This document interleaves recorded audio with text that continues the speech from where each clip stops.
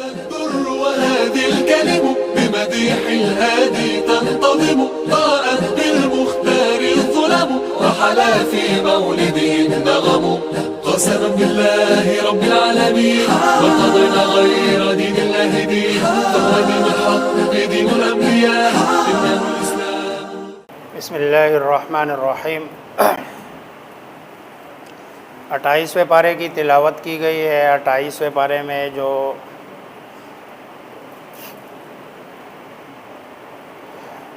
سب سے پہلی جو صورت ہے سورۃ المجادلہ ہے. مدنی صورت ہے. اس میں 22 آیات ہے اور 3 رکوع ہے. اس صورت میں عام مدنی صورتوں کی طرح شرعی احکام اور منافقین کا تذکرہ ہے. اس صورت کی ابتدا میں حضرت خولہ بنت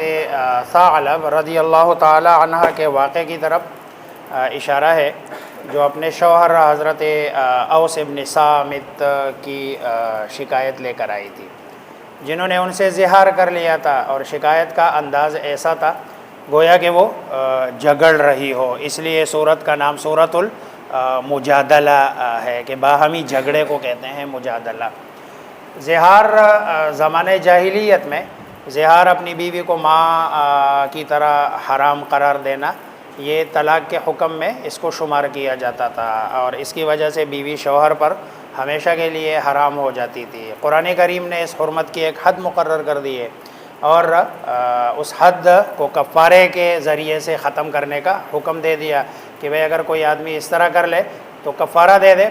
اور یا غلام آزاد کرے یا 60 مسکینوں کو کھانا کھلا دے یا 60 روزے رکھ لے، لیکن یہ اپنی بیوی سے مباشرت سے پہلے یہ سارے کام کر لے تو بیوی حلال ہو جاتی ہے. یہ صورت سرگوشیوں کا حکم بیان کرتی ہے کہ اگر 2 یا زیادہ شخص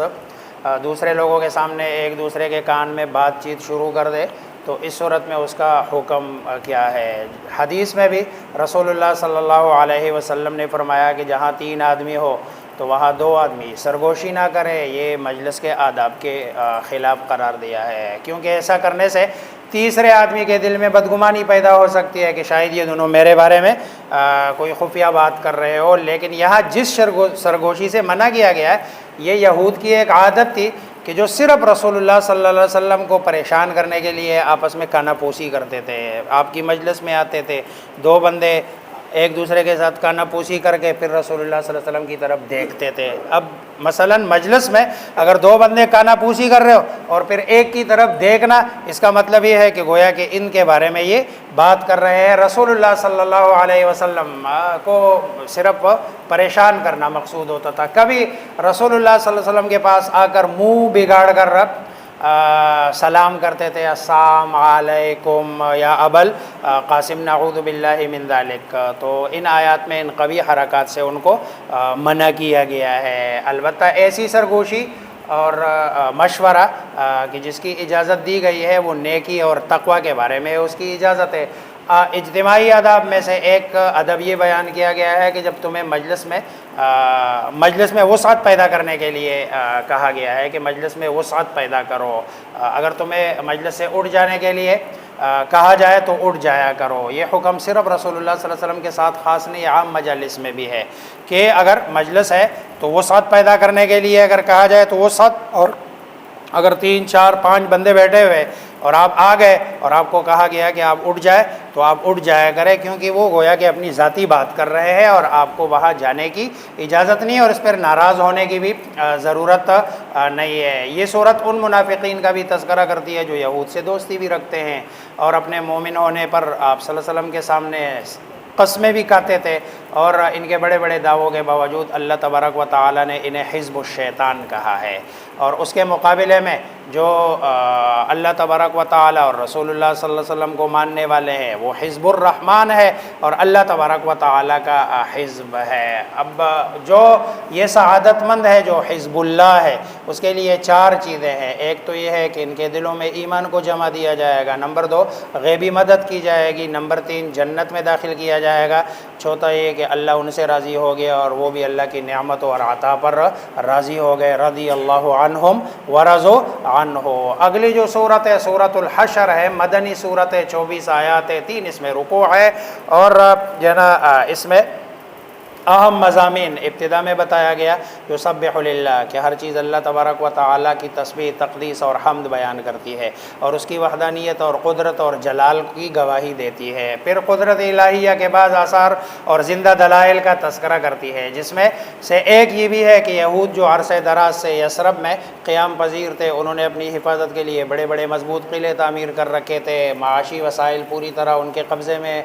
تھے۔ یثرب والوں کو انہوں نے سودی قرضوں کی سنہری زنجیروں میں جکڑا ہوا تھا، جیسے IMF نے آج کل ہمیں جکڑا ہوا ہے۔ یہ جو نا اس زمانے کے یہود ساہوکار، آج کل کے یہود ساہوکار تقریباً سیم ہی ہے، کوئی زیادہ فرق ان میں نہیں ہے۔ اور جو نا ان کا خیال تھا کہ ہمیں کوئی نہیں نکال سکتا، ہمارا کوئی کچھ نہیں بگاڑ سکتا، لیکن ان کے اپنے ہی کرتوتی کی وجہ سے ان پر اللہ کا عذاب آ کر رہا اور انہیں دوبارہ حشر کا سامنا پڑا۔ اور حشر کا مطلب یہ ہے، ایک ہے حشر اول کہ انہیں مدینہ منورہ سے شام کی طرف دھکیل دیا گیا، اور حشر ثانی کہ حضرت عمر رضی اللہ تعالی مدینہ منورہ سے خیبر کی طرف آپ صلی اللہ علیہ وسلم کے زمانے میں، اور حضرت عمر رضی اللہ تعالیٰ عنہ کے زمانے میں خیبر سے شام کی طرف ان کو دھکیل دیا گیا۔ یہود کا مدینہ اور خیبر کا نکل جانا تقریباً دونوں ایک جیسا ہی واقعہ تھا۔ یہ جو نا یہود تو کیا خود مسلمانوں کے لیے یہ ایک غیر متوقع فیصلہ تھا کہ بھئی اس طرح ان کو کیسے معاشی خوشحالی کے باوجود دفاع، انتظامات اور پھر مضبوط جماعتی نظم کی وجہ سے کوئی یہ تصور بھی نہیں کر سکتا تھا کہ ان کو نکال دیا جائے گا، لیکن جب اللہ کا فیصلہ آتا ہے یہ باقی ساری چیزیں جو نا پیچھے رہ جاتی ہے، ظاہری اسباب کچھ بھی کام نہیں آتی ہے۔ تیسرا جو مضمون ہے، جب یہود کو کہ قبیلہ بنو نذیر کو یہاں سے مدینہ سے نکال دیا گیا تو بہت سارا مال غنیمت مسلمانوں کے قبضے میں آیا۔ جو مال غنیمت قتل و قتال کے وغیرہ ہے اسے اصطلاح میں غنیمت نہیں کہتے، اس کو مال فے کہتے ہیں۔ جہاں لڑائی ہو اس کو مال غنیمت کہتے ہیں۔ مال غنیمت کا 5واں آپ صلی اللہ علیہ وسلم کے پاس جاتا ہے، وہ تقسیم کرتا ہے، باقی مجاہدین میں جاتا ہے۔ مال فے یہ خالص جنا رسول اللہ صلی اللہ علیہ وسلم کا ثوابدیدی اختیارات ہے، جس کو دے دے جہاں دے دے، اس میں مجاہدین خاص نہیں ہوتے، سارے لوگوں کا اس میں حصہ ہوتا ہے۔ چنانچہ آپ صلی اللہ علیہ وسلم نے اس مال فے کو جنا اس کی تقسیم کا بیان کہ بھئی اس میں زکوٰۃ کی طرح غریبوں میں، فقراء میں، مساکین میں، مسافروں میں، ضرورت مندوں میں آپ صلی اللہ علیہ وسلم تقسیم کرتے رہے۔ آگے پھر سورہ حشر میں جو بات بتائی ہے کہ ما آتاکم الرسول فخذوہ وما نہاکم عنہ فانتہوا، یہ ایک اصول بتایا کہ جو تمہیں تمہارا رسول دے اس کو لے لو اور جو منع کرے اس سے جو نا منع ہو جاؤ۔ پھر آگے سورہ حشر ایک طرف اللہ تبارک و تعالیٰ کی رضا کو ہر چیز پر ترجیح دینے والے مہاجرین اور انصار اور ان کی اتباع کرنے والے قیامت تک کے مسلمانوں کی تعریف کرتی ہے، اور ان منافقین کی مذمت کرتی ہے کہ جو یہود کو برے وقت میں اپنے تعاون کا یقین دلاتے رہتے ہیں، اور فرماتے ہیں کہ ان دونوں گروہوں یہود و منافقین کا انجام یہ ہوگا کہ دونوں کو دوزخ میں داخل کیا جائے گا۔ پھر آخر میں اللہ تبارک و تعالیٰ کے جو ہے نا بہت سارے صفات کا تذکرہ کر کے جو ہے نا وہ جیسے شروع میں کہا تھا کہ یسبح للہ، آخر میں بتا دیا جتنی چیزیں آسمان اور زمین میں ہے سب اللہ کی تسبیح کرتی ہے اور وہ غالب حکمت والا ہے۔ اگلی صورت سورۃ الممتحنہ ہے، مدنی صورت ہے، اس میں 13 آیات ہے، 2 رکوع ہے۔ یہ اس کا جو ابتدائی حصہ ہے حاطب ابن ابی بلتع رضی اللہ تعالیٰ عنہ کے بارے میں نازل ہوا، جنہوں نے مشرکین مکہ کو ممنون احسان کرنے کے لیے خفیہ طریقے سے مکہ کی طرف رسول اللہ صلی اللہ علیہ وسلم کی روانگی کی اطلاع دینے کی کوشش کی۔ بدری صحابی ہے اور مخلص صحابی ہے، لیکن ایک حرکت ان سے ایسی ہو گئی کہ جو اللہ اور اس کے رسول کو پسند نہیں آئے، اور بعد میں انہیں ان پر سخت ندامت بھی ہوئی، اور انہوں نے صدق دل سے توبہ بھی کی جو قبول کی گئی ہے۔ اور چونکہ ان کے کچھ بچے اور بیوی یہ مکہ میں تھے تو انہوں نے کہا میں ظاہری بات ہے مکہ والے رسول اللہ صلی اللہ علیہ وسلم کا مقابلہ نہیں کر سکتے ہیں، لیکن میں ان پر ایک احسان کر دوں گا، اور وہ یہ کہ ان کو بتا دوں گا کہ آپ آ رہے ہیں تو شاید میرے بیوی بچے وہاں محفوظ رہے۔ اس کو جو ہے نا رسول اللہ صلی اللہ علیہ وسلم نے پکڑوا دیا، اور آپ کو پتہ چلا، آپ ناراض ہوئے، توبہ کر لیے۔ ایک تو ان کا تذکرہ ہے۔ دوسرا یہ کہ جو ہے نا اس میں جو مضمون بیان کیا گیا ہے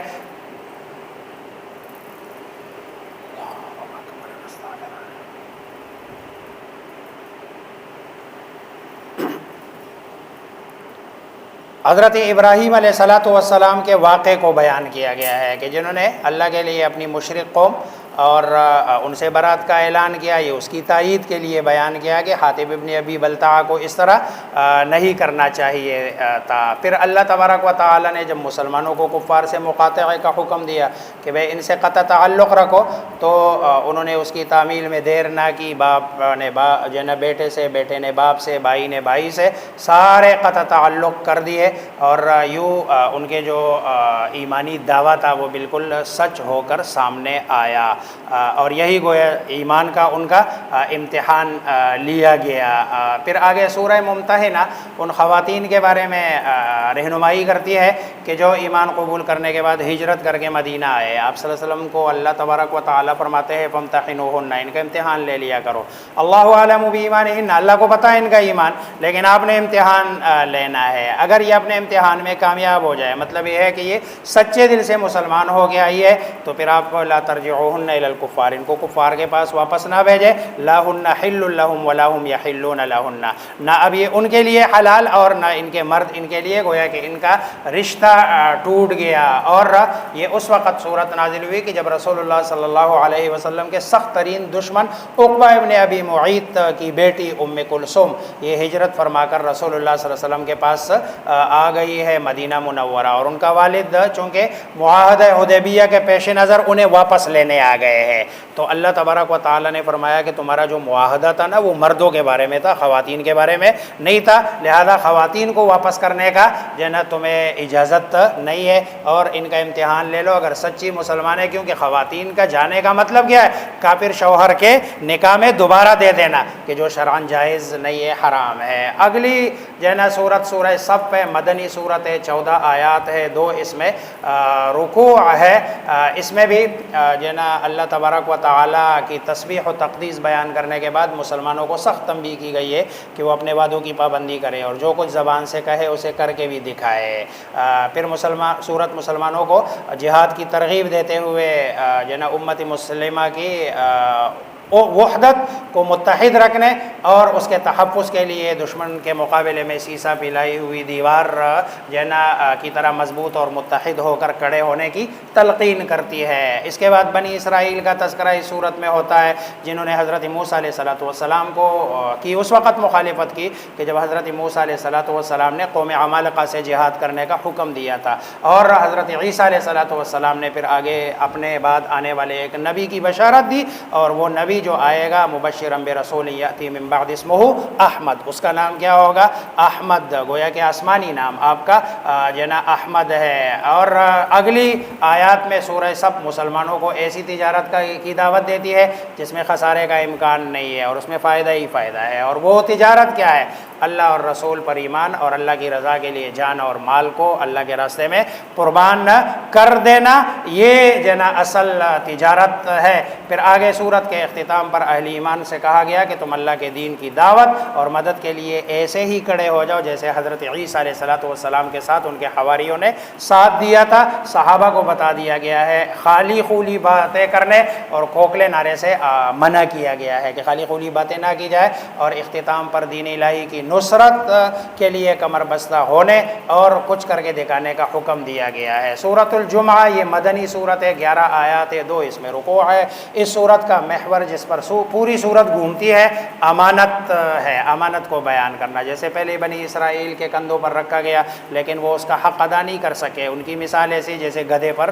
آپ جو ہے نا کتابوں کا کوئی بوجھ لاد دے دے اور اس بوجھ سے صرف اس کی کمر جھک تو جاتی ہے، لیکن ان کتابوں میں جو علوم ہوتے ہیں، معارف ہوتے ہیں، جواہر ہوتے ہیں، وہ ان سے قطعاً بے خبر ہو اور نہ ہی ان سے اس کا کوئی فائدہ ہو۔ سورہ جمعہ میں دوسرا جو مضمون یہود کا تذکرہ ہے جس میں انہوں نے وحی آسمانی یعنی تورات کے احکام پر عمل نہ کرنے کی وجہ سے انہیں گدھے کے ساتھ تشبیہ دی گئی ہے، اور پھر آخر میں رسول اللہ صلی اللہ علیہ وسلم اور مسلمانوں پر جمعے کی نماز کی فرضیت کا حکم دیا گیا ہے، اور کہا گیا ہے کہ اذان سنتے ہی ہر قسم کی تجارت چھوڑ کر، خرید و فروخت کو چھوڑ کر اللہ اور اس کے ذکر کے لیے دوڑ پڑا کرو، البتہ فارغ ہونے کے بعد دوبارہ کسب معاش کی طرف نکلنے، یعنی جمعے کی ساری چھٹی نہیں دی ہے، نماز سے پہلے بھی کام کرنے کی اجازت ہے، نماز کے بعد بھی کام کرنے کی اجازت ہے، صرف نماز کے وقت میں کوئی کام کرنے کی شرعاً اجازت نہیں ہے۔ سورۃ المنافقون ہے، مدنی صورت ہے، 11 آیات 2 رکوع ہے۔ اس صورت میں منافقین کے اخلاق، ان کے جھوٹ اور ان کی جو برائیاں ہیں، مسلمانوں کے لیے ان کے بغض و عناد اور ان کے ظاہر اور باطن کے فرق اور تضاد کو بیان کیا گیا ہے۔ یوں منافقین کا جو مکروہ چہرہ اور قابل نفرت اوصاف کئی صورتوں میں دکھائے گئے ہیں، لیکن یہ صورت تو گویا صرف ان کی مذمت ہی کے لیے مخصوص ہے۔ گویا کہ پوری صورت، اس لیے صورت کا نام بھی کیا ہے؟ منافقین۔ اب منافقین کے اوصاف میں جو جھوٹ ہے، فریب ہے، مکر ہے، دھوکہ ہے، ظاہر و باطن کا تضاد ہے، ان کے دلوں میں کچھ ہوتا تھا، زبانوں پر کچھ ہوتا تھا، اور یہ منافقین کی نمایاں جو صفات ہے، اس کا مطالعہ کرتے ہوئے تھوڑی سی دیر کے لیے خود بھی سوچنا چاہیے کہ آیا یہ جو اوصاف ہے یہ ہمارے اندر ہے یا نہیں۔ کہیں ایسا تو نہیں ہے کہ جو منافقین کے اوصاف جتنے یہاں اللہ نے بیان کیے یہ سارے کے سارے ہم میں بطریقہ اتم ہے؟ اگر نہیں ہے تو اللہ کا شکر ادا کرنا چاہیے، اگر ہے تو اس کی فکر کرنی چاہیے کہ ظاہری بات ہے قرآن صرف ان لوگوں کے لیے نہیں تھا، قرآن ہمارے لیے بھی ایک اسوہ ہے، لائحہ عمل ہے۔ تو اس صورت پر جو اپنے لیڈر ہے اور جو اپنی امت ہے اور خود اپنے آپ کا محاسبہ کرنا چاہیے۔ آج دیکھ لو معاشرے میں ہر طرف جھوٹ ہے، مکر و